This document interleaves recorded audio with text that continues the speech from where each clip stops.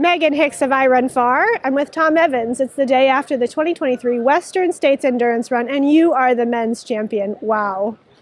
Yeah, thanks so much. It was, yeah, it hasn't quite sunk in yet. Just an incredibly special day. Lots of memories made on the trails, and yeah, very thankful to still be standing, and yeah, haven't taken a smile off my face since I crossed the finish line. What does it feel like to be the champion of this race? You're a couple minutes away from the awards ceremony where you're going to get that cougar, which is like such a coveted thing in ultra running, right? Yeah, I think it's, especially as a European, there are very few Europeans. We think it's two male Europeans who have won Western States before. A guy called Killian, I think. Is he?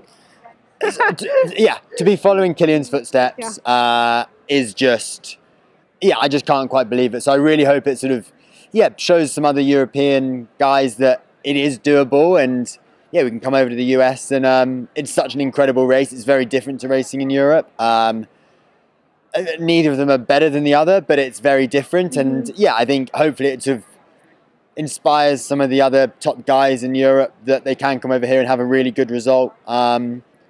Because it's such a special day. Let's talk about your day a little bit. I mean, you sort of called the shots that you thought you were going to see, or you thought we would all see on race day, and then that just happened. Does that mean that your race went roughly according to your plan? Yeah, pretty much. Okay. I was very cautious to draw out splits for the high country because no one really knew what it was going to be like. So, I knew it was going to be similar sort of conditions after Robinson Flat as it was in 2019, but a bit cooler. So I thought, right, well, I'll take Jim's splits from 2019 and just add a couple of minutes on every checkpoint. And I think we were inside 3 minutes of every split. So yeah, it hit it exactly as I wanted to. We were 20, 25 minutes slower in the high country. There was a big group. Yeah, someone went off the front hard first, which I thought was going to happen. Yep. And then there was a big group pretty much up until Robinson Flat, and then it started to spread out a little bit. But I think a lot of people burnt a few more matches than maybe they thought they did in the high country. Yeah. Kind of just fighting for position. So there was a group of 11 or 12 of us, and I just sat at the back of it and just thought, right, I can see everyone. It then meant that I could sort of, pick a slightly better line. And I didn't have to sort of stop and look and see where the markers were. It was amazing how well it was marked, but it's still really difficult to see sometimes. Because you weren't on a trail per se, you were following markers across snow and then the little breaks between the snow, right? Yeah, precisely. And sometimes like a tree might be in the way so you couldn't really see it. So some people would go right, some people would go left, and I could just sit at the back and see which one looked like the best route and just follow along. So and then I've looked up to, and still do look up to, Dakota Jones, and have done since I started running, and I think he's got some of, if not the best ethics and morals in this sport. And to be able to spend so much time with him and get to know him a little bit better during the race was seriously cool. You are a running bromance type of person. Yeah, I just like company. I especially think when you're trying to do something that is at your limit, I think having someone to keep company and give you a bit of confidence, especially so early on in the race, that sometimes it's difficult to know if you're moving well. You might feel like you are, but actually you're backing off. So I think just by having a little bit of company and someone as such a high caliber athlete as Dakota can only be beneficial. You spent a lot of time together in the sort of early middle miles of the race. Were there any fun conversations, moments to share with the rest of us? I think we sort of got to know each other pretty well. We spoke a lot about, we were with each other. It was pretty smoky at some point, so we sort of shared our experiences. He did a I Am Tough race, I Am Tough 100 miler or 100K in Idaho, in Idaho, and he said you did that one year and it was really smoky, and we just chatted sort of complete nonsense for 5-6 hours, and I guess it was nice. I think when you run with someone you know really well, I think you feel like you have to talk the whole time, whereas I'd never spoken with Dakota before. So I sort of feel like, as well as being able to compete against him, I've gained a friend whom will stay in touch for the foreseeable future, which is great. You ran together for quite some time, but it was also a race. Was there a bit of gamesmanship happening there, or were you really just trying to pass some miles together? Yeah, I think it was the latter. I think we were just trying to make sure that we were moving well. We didn't even really, we didn't have the conversation of, oh, I wonder if we'll be together. We were like, let's just keep using each other for as long as we can. And we know it's a race. Let's make sure one of us wins. I think you eventually intentionally made a break, though. Is that right? Yeah, so in Forest Hill, I stopped to change shoes, but Dakota didn't. And I don't know whether he rushed through, but I think he thought, oh, this is a good opportunity. I can get a bit of time on Tom. And that's not exactly what happened ultimately, though, right? Yeah, so he probably had sort of a minute leaving Forest Hill, and I picked up the pace. And thankfully, this year we were slightly rerouted, and we stayed on the tarmac for a little bit longer, which meant that I could see him. Because I think if we'd turned off going down Cal Street, it might have been a little bit of a different story, because I'd have just lost sight. And sometimes it's when you lose sight, your head can go a little bit. That's interesting. So I think that was I had something to chase. So that was super beneficial for me. And yeah, when we went to Cal 1 and then in between sort of Cal 1 and Cal 2, I went to the front and just put in a little bit of a surge. Nothing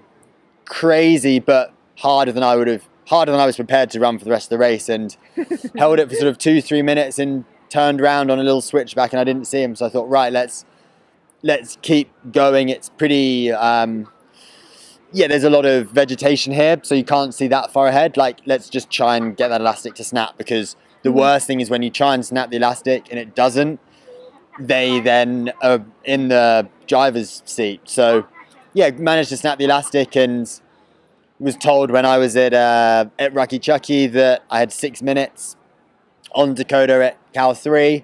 So just thought, right, brilliant, just keep pushing. I had originally planned to have my pacer from Forest Hill to the river, but I thought it was going to be a bit more of a distraction there. So we made the decision on the ground to postpone the pacer and go for the last 20, because things were working really nicely with Dakota and I didn't want to change it. Got it.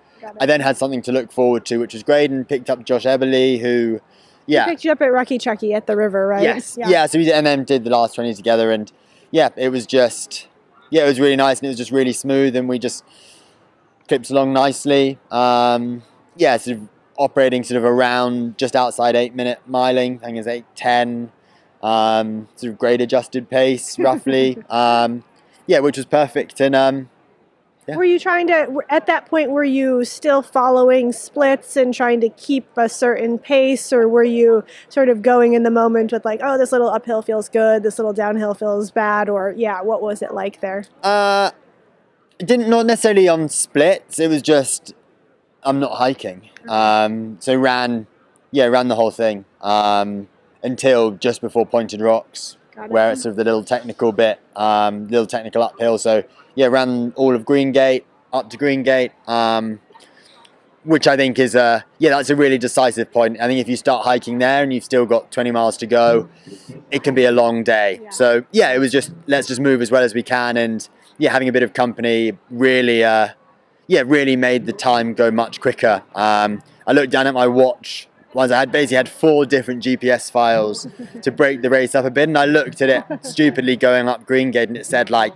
you have like 3 hours, 40 minutes to go, and that's so demoralizing. That's very rude. I was like, come on, I can be quicker than that. So we knew it was going to be around, I knew I was going to finish around, according to the watch, around 14:40. So we're like, right, that's the aim, 14:40. This is what we're doing. This is what we're doing. I think it's going to be enough, and found out that we were 24 minutes or 25 minutes ahead at Pointed Rocks, and just took the foot off the gas a little bit on the descent, just because didn't want to take any unnecessary risks, didn't feel like we needed to, and then just ran across no hands and ran the final climb, which I think I've run 50 times in the last couple of years. I did a lot in 2019 before, and then got to the track, and it was just wild. It was like an outdoor party, and it was just incredibly emotional. It was really nice. I know you've been here before, but you haven't been here yet as the champion of Western States. This Placer High School, that track, this place, This is an iconic place of ultra running, and coming across the line now as the champion of this race. Can you share with us how that felt for you? Just incredibly special. And actually, when I was here in 2019 was when they were redoing and repairing the track, so we didn't actually get to do a lap. We just went straight in. Right, and you had to do the short way in. We did a short way in. Ah, right. So I'd never run around the track getting all the support. So yeah, to be able to do that as the first athlete coming onto the track is incredibly special and something that, yeah, I won't be forgetting. And yeah, there's a lot of history that goes into this race, and it's something that I love about ultra running. It's not just it's just a race. Like, there's so much more to it, and I feel like with Western States, it's probably the race that has the most amount of, whether it's history, but a certain amount, the most to it. And I think it's just incredibly special to be able to put that on my CV. I keep finishing second and third in races, and finally I'd happily take that all the time. You are a pretty good podium finisher though, aren't you? Generally, like, good for the podium. We'll see. You're only as good as your last performance. It will only take a couple of non-podiums to get you there. But yeah, I think this training block was just so specific, and I think if I hadn't raced Western States and I'd raced a different race this weekend, it would have been a different result. This training had just been so focused towards Western States, and it's paid off, and I'm just over the moon. I have to ask, when you cross that line as the men's winner, you earn this thing that's a bib that says M1 on it. Is that something that you have allowed yourself to think about for even a moment since last night? It hasn't. No, it's the first time it's the first time it comes up, and you don't get offered that bib very often, and it will be incredibly hard to turn down. Yeah, we'll see what happens there, eh? We've got a long time. We've got 12 months. Congratulations on your win of the 2023 Western States Endurance Run, and enjoy going over to that award ceremony and getting that very special award. Thank you very much, and look forward to seeing you soon. 23 men's winner of Western States. That's how it's going to be. That's exactly what you're going to say. Are you going to introduce the interview? Okay. Hey, Megan Hicks here from I Run Far, and I am here now with Tom Evans, the winner of the 2023 Western States. So, Tom, how was it out there? I won that damn race, didn't you? Sorry, we've mixed up roles. Oh, yeah. We'll start again. Megan Hicks of I Run Far. I'm with Tom Evans. It's the day. I'm going to start that again.